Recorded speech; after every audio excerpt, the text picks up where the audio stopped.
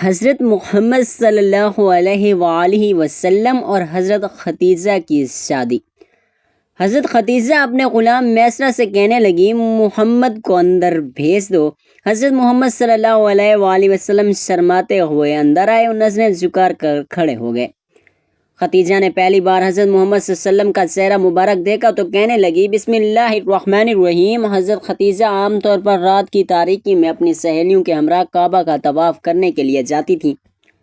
ایک رات کو جب طواف کعبہ کے لیے گئی تھی، طواف بجا لانے کے بعد کعبہ کے دروازے کے سامنے کھڑی ہو کر اپنے پروردگار سے راز و نیاز کرنے میں مشغول ہوئی۔ نصف شب کو گھر لوٹیں، بستر پر لیٹتے ہی آپ سو گئیں اور آپ نے خواب میں سورج کو انسان کی شکل میں دیکھا کہ مکہ کے آسمان سے طلوع ہو کر رفتہ رفتہ ان کے گھر کی طرف آ رہا ہے۔ جب سورج ان کے گھر میں پہنچا تو وہاں پر رک گیا۔ اس نے تمام دنیا میں نور پھیلا دیا اور لوگ جوق در جوق اس سورج کو دیکھنے کے لیے ان کے گھر آ رہے تھے۔ آپ بیدار ہوئی تو دوبارہ نیند ہی نہ آئی، کیونکہ آپ جانتی تھیں کہ یہ کوئی عام خواب نہیں ہے۔ صبح اور سورج طلوع ہونے کے بعد وہ فوراً اپنے چچا زاد بھائی ورقہ بن نوفل کے گھر گئیں اور جو کچھ خواب میں دیکھا تھا آپ نے بالکل اسی طرح بیان کیا۔ جو ہی ان کی بات ختم ہوئی، ورقہ بن نوفل کے چہرے پر ایک خوبصورت مسکراہٹ رونما ہوئی۔ انہوں نے حضرت خدیجہ سے مخاطب ہو کر کہا، مبارک ہو تم پر اے میری چچی زاد بہن، اگر تمہارا خواب سچا ہوا تو تم نور نبوت تمہارے گھر آئے گا اور تمہارے گھر کا نور تمام عالم کو منور کر دے گا۔ ناظرین گرامی، حضرت خدیجہ کے چچا زاد بھائی ورقہ بن نوفل بن اسد اپنے زمانے میں جزیرۃ العرب کے ایک مشہور دانشور اور خدا پرست راہب تھے۔ ان کو آسمانی کتابوں کے بارے میں کافی علم تھا اور آپ زمانہ جاہلیت کے 4 مشہور عابدوں میں سے ایک شمار ہوتے تھے۔ آپ لوگوں کو آخری نبی کی نشانیاں بتایا کرتے اور یہ بھی بتاتے کہ ان کی بعثت کا وقت قریب ہے۔ حضرت خدیجہ گہری سوچ میں پڑ گئی کہ نور نبوت کیسے ان کے گھر آئے گا، ان کا گھر کیسے تمام دنیا کے لیے نور کا مرکز بنے گا۔ حضرت خدیجہ ایک مدت تک اس خواب کے بارے میں غور و فکر میں مشغول تھیں اور اس کی تعبیر کا انتظار کر رہی تھیں۔ مکہ کی عورتیں ایک رسم کے مطابق قدیم زمانے سے ہر سال ماہ رجب کی ایک رات کو کعبہ کے پاس جمع ہوتی تھیں اور جشن و سرور کی ایک محفل منعقد کرتی تھیں، اور اس محفل میں اہل کتاب میں سے ایک دانشور کو تقریر کی دعوت دے دی جاتی تھی۔ ایک رات کو ایک ایسی محفل منعقد ہو رہی تھی۔ جب حضرت خدیجہ اس محفل میں پہنچی، اس وقت ایک یہودی عالم نے تازہ اپنی تقریر شروع کی تھی۔ اس کی تقریر کے دوران اچانک حضرت محمد مصطفیٰ صلی اللہ علیہ وآلہ وسلم کعبہ کے پاس سے گزرے۔ تقریر کرنے والے اہل کتاب کی نظر جو ہی حضرت محمد مصطفیٰ صلی اللہ علیہ وآلہ وسلم پر پڑی تو اس نے اپنی تقریر کو روک کر عورتوں سے یوں مخاطب کیا کہ اے قریش کی عورتوں، جو جوان ابھی کعبہ کے پاس گزرا ہے وہ مستقبل میں پیغمبر آخر زماں ہوگا۔ آپ میں سے جو بھی اس کی شریک حیات بن سکتی ہو، اس میں تاخیر نہ کرنا۔ اس اہل کتاب دانشور کے کلام کو سن کر خواتین میں ہلچل مچ گئی۔ ان میں سے بعض عورتیں اس دانشور کے کلام پر ہنستی تھیں اور بعض عورتیں مذاق اڑاتی تھیں اور بعض عورتیں اس کو برا بھلا بھی کہتی تھیں۔ بہرحال محفل میں شور و غل اور ہلچل سے دو چار ہوئیں اور عورتیں الگ الگ ہو گئیں۔ حضرت خدیجہ گھر چلی گئیں اور اپنے خواب اور یہودی عالم کی باتوں میں رب تلاش کرنے لگیں۔ اگلے دن حضرت خدیجہ نے اپنی کنیز کو اس یہودی دانشور کے پاس بھیجا اور اسے اپنے گھر آنے کی دعوت دی۔ یہ اہل کتاب دانشور جب حضرت خدیجہ کے گھر پہنچا تو حضرت خدیجہ نے اس سے سوال کیا کہ اے دانشور، آپ نے کیسے سمجھا کہ محمد خدا کے پیغمبر ہیں؟ یہودی عالم نے جواب میں کہا کہ میں نے ان کی صفات کو تورات میں پڑھا ہے۔ تورات میں آیا ہے کہ پیغمبر خدا اس زمان میں ماں باپ ان کے بچپن میں دنیا سے چلے جائیں گے، ان کی کفالت پرورش اور حفاظت ان کے زد کریں گے، اور وہ قریش کی ایک خاتون سے شادی کریں گے اور جو اپنی زد کریں گے۔ وہ قریش کی خاتون سے شادی کریں گے جو اپنی قوم کی عظیم خاتون ہوں گی اور اپنے قبیلہ میں امیر اور صاحب تعبیر ہوں گی۔ اس کے بعد اس یہودی دانشور نے حضرت خدیجہ سے مخاطب ہو کر کہا، اے خدیجہ، میری اس بات کو اپنے پاس محفوظ رکھنا اور اسے فراموش نہ کرنا۔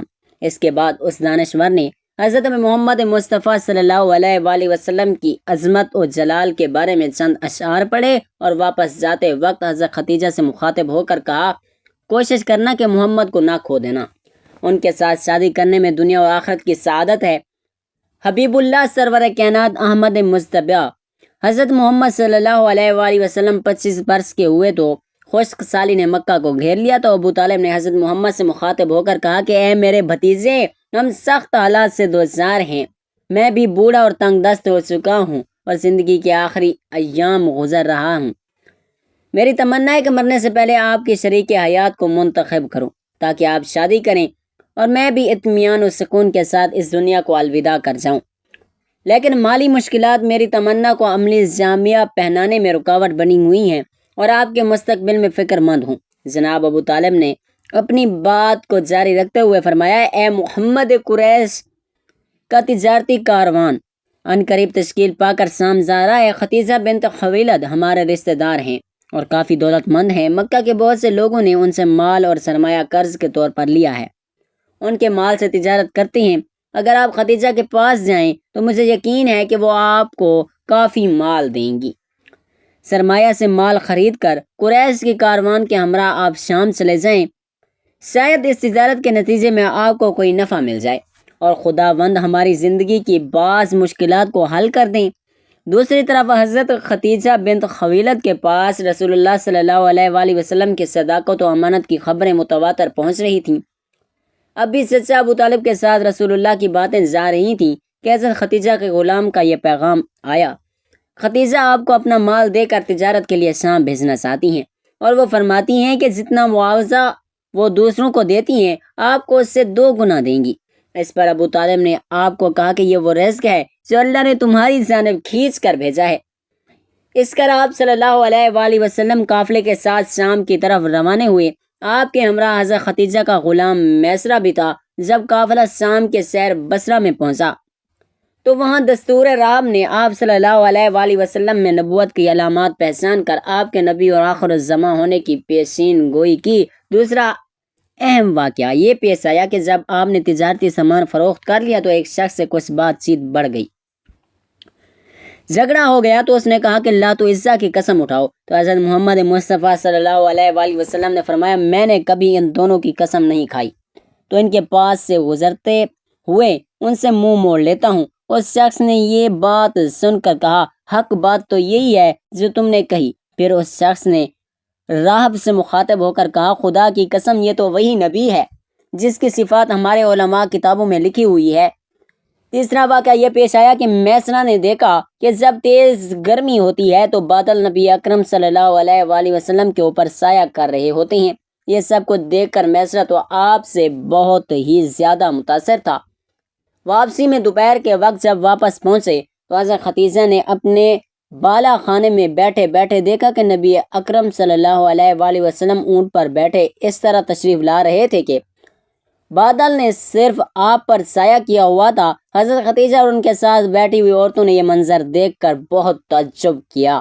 قافلہ رکا تو میسرہ حضرت ختیجہ سے ملنے گئے اور سارے سفر کی رواداری سنائی۔ حضرت ختیجہ جو رسول اللہ سے پہلے ہی متاثر تھیں، اس سفر کے واقعات سن کر آپ کی گرویدہ ہو گئیں، بلکہ ان کا رسول اللہ کو تجارتی سفر پر بھیجنے کا مقصد بھی یہی تھا کہ کسی طرح حضور اکرم صلی اللہ علیہ وآلہ وسلم سے ملاقات ہو سکے۔